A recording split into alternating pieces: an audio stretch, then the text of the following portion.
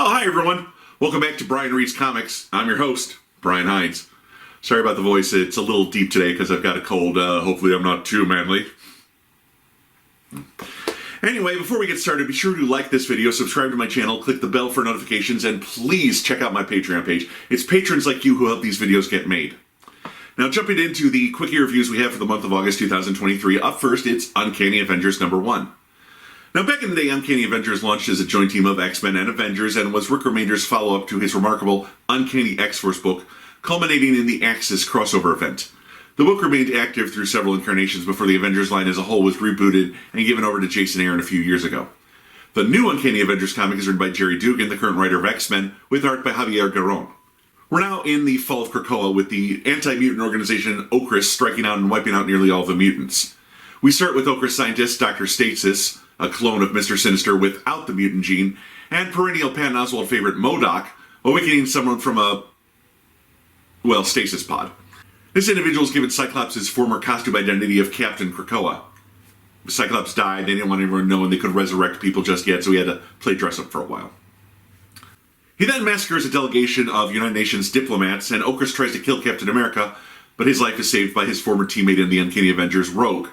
The attack on Captain America and the United Nations was shown in the Free Comic Book Day edition of Avengers X-Men. Cut to the immediate present, and two of the remaining X-Men, Psylocke, a psychic ninja, and Penance, who has a razor-sharp body, are attacking an Okris facility. They're interrupted by Captain America. He wants them on his new Uncanny Avengers team. He's got a lot of experience fighting fascists, and no, he won't stop them from killing. They're joined by former Uncanny Avengers members Quicksilver and Deadpool. Rogue, meanwhile, is scouting out Okris' mutant prison, but while this is going on, Captain Krakoa is recruiting former evil mutants like the Blob and Fenris to his side. The Uncanny team briefly meets up with the other X-Men and Avengers in their new headquarters in the old Morlock tunnels before confronting Captain K and his new Mutant Liberation Front. Essentially, he's performing terrorist acts in the name of mutants in order to stir up retaliation against any remaining mutants. They spend a few pages fighting when Captains Krakoa and America square off. Unfortunately, Krakoa is much stronger than Steve Rogers and literally twists the shield while it's attached to Steve's arm, giving him the mother of all spiral fractures. Now, this first issue moves at a brisk pace. It does skip the events of the Free Comic Book Day book, and I think that hurts the book a little, because it's only after reading this issue that new readers might realize they had to read that Free Comic Book that came out a few months ago. Oh well. Most Free Comic Book Day comics are free to read online after the Free Comic Book Day event is over. We get the finalization of this team when Monet and Quanon join. We also get a surprising take on Steve Rogers. The man who preaches peace is okay with the X-Men killing Okris agents. Or at the very least, he won't stop them from doing so. I kind of think that makes sense, as Okris running up and killing mutants must be giving Steve World War II flashbacks. But it also doesn't make sense, as Steve has always tried to get others to be their best possible selves. It feels both in character and out, if you understand what I'm saying. There's also the mystery of Captain Krakoa. I'm guessing it was a character that we previously thought was dead, since he had to come out of some sort of deep sleep in an underground lab. I'm also thinking he must be some sort of fascist patriot character, as Dr. Stasis and MODOK make the case for saving America from the mutants in order to recruit him. I do hope they use this book to give some much needed character development to some of these heroes, but it is only a 5-issue miniseries. What I mean is that in previous volumes of Uncanny Avengers, Rogue, my favorite X-Man, was an important part of the title. She was actually exploring her love life and had her powers under control in that book. She even led the Uncanny Avengers team in the final run on that book. Then Marvel decided to throw all that character development away and make her Mrs. Gambit, because people really like that 90s cartoon, I guess. Am I bitter? Sure, but I hate Gambit as a character, and I think it sucks that he and Rogue are a couple. I guess I'm just hoping we get glimmers of a better Rogue now that she's back in this book, but I could be expecting too much for a miniseries that's just a tie-in and not focusing on its own storylines. The art by Javier Garrón is pretty good. He's got a very animated style and handles action and movement wonderfully. He draws MODOK as a horrific monster.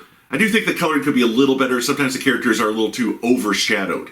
But overall, Uncanny Avengers #1 is a great return to form. A good story with lots of action and mysteries. They get the heavy lifting out of the way in this issue so the remainder of the book can concentrate on solving those mysteries. And it gives us an unexpected take on Captain America, a long-established character. That can be hard to pull off. I'm looking forward to see how the rest of this miniseries plays out. Up next, it's Gnort's Swimsuit Edition #1 from DC.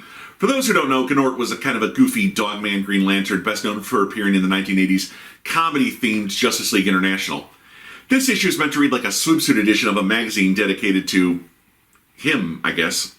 There is a typed-out interview with Gnort on one page, but otherwise it's 2 swimsuit-heavy comic stories and a bunch of pinups. Is it worth getting? Lord, no. What are you thinking? To be fair to the artists of the comic book stories, Megan Hattrick and Paul Pelletier, the art is good, but the stories are so much fluff. A beach day for the Birds of Prey taking on the Penguin, and Apollo and the Midnighter in swim trunks taking on the Brain and Monsieur Mala. Also, the Apollo and Midnighter story is a reprint from an earlier special edition. The rest of the book is a bunch of reprinted pin-ups from when DC did a month of Swimsuit variant covers.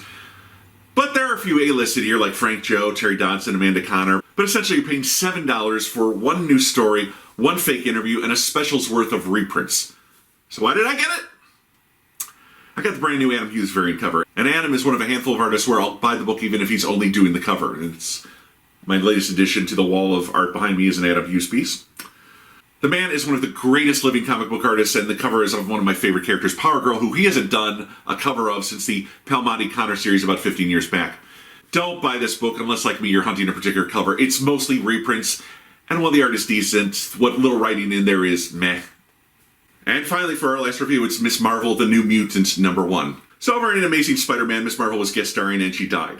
They did a farewell special and everything, but it included a QR code that led to a final page not included in the print edition, showing that Cyclops had something up his sleeve.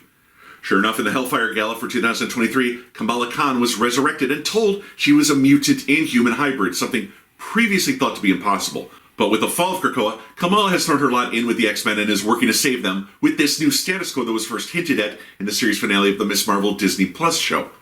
And so launches Miss Marvel, the New Mutant #1, written by Sabir Pirzada and co-written by Miss Marvel herself, actress Iman Vellani, with art by Carlos Gomez and Adam Gorham. The book opens with the 70s Carol Danvers, with like the short hair and the belly shirt thing, introducing Miss Marvel for a fight in front of all the heroes of the Marvel Universe. Her opponent? A giant hand. Carol offers her help. The champions? The Avengers? The Inhumans? What about the X-Men? She then sees that the entire audience of superheroes has her face. She then falls into and punches her way out of a mutant resurrection egg, only to encounter a Silver Surfer Doctor Strange hybrid hero. She wakes up out of this dream.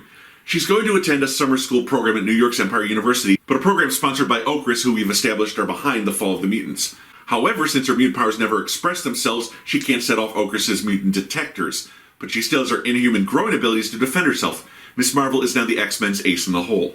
So she says goodbye to her family, and her BFF Bruno drives her to campus where they meet her new roommate Michelle. She still touches base with the X-Men. They ask her to infiltrate a lab, but before that, she and Bruno have lunch where she tells them about her death in Amazing Spider-Man and how the X-Men erased the tragedy from the minds of her loved ones. Then his alien detector goes off.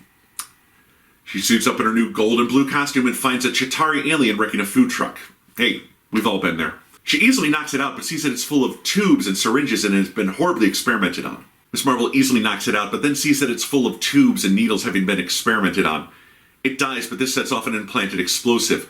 She wraps up the bystanders in her stretchy arms and then gets mutant karma as they start blaming her for the explosion, worrying that there's a mutant at their school and pondering if she's the real Miss Marvel after her very public death. Bruno finds her afterwards in her dorm, buried in blankets and self-pity. She tries to blow it off for an all-night video game session, but eventually Bruno falls asleep and even Kamala can't stay awake forever. She returns to her strange dreams. Okris now realizes there's a mutant on their campus, and former X-Man but now reprogrammed enemy, Karima Sharpander, the Omega Sentinel, will activate their Trojan Horse program to smoke her out. Now, bringing Karima in at the end as the villain is an interesting move because now you've got a book set in the United States where both the protagonist and the villain are Asian females, or rather Asian American females. Usually to find a book where both the antagonist and protagonist are not white, you have to set the book outside the United States. I'm mostly familiar with Miss Marvel from G. Willow Wilson's initial run on the book. Since then, I've seen Kamala in Champions and Amazing Spider-Man, so it's been a while since I've seen her as a solo lead act. That said, I still recognize her supporting cast, Bruno and the Khan family, so it doesn't feel like too much has changed since I last read a Miss Marvel book. Now, the art by Gomez and Gorham is straightforward, clean, and crisp. They do action well, so overall I'd say the art on the book is good. Now, the X-Men have always been associated with repressed peoples of the time, so being a female Muslim American, it seems like Kamala should have experienced a lot of isms in her day. Racism, sexism, now she's experiencing speciesism. And we can see that it's taking its toll on her. Formerly beloved by her New Jersey community, she's met with accusations and suspicion. Kamala has some growing up to do in this book as she gets better acquainted with some of humanity's darker tendencies. Also, I'm pretty sure those dreams of her being literally every superhero in the Marvel Universe has something to do with her unexpressed mutant power. I think it would be interesting if her power were mental, since her inhuman abilities make her a physical powerhouse, but maybe they'll transform her inhuman powers to be more like her TV counterpart. And given the book's co-writer? Yeah, I could see that. I liked what I read here, and I'm at least down for the initial arc of Miss Marvel, the New Mutant. If you're a fan of her previous comics or even just the Disney Plus show, I think you'll like this ride. Let's see where Amon and company take Kamala and her new status quo. Thank you for joining me, my friends. I'll see you back here next month for Quickie Reviews for the month of September 2023. Until then, I have to go drink a gallon of chicken soup. This has been Brian Reads Comics, and I'm your host, Brian Hines.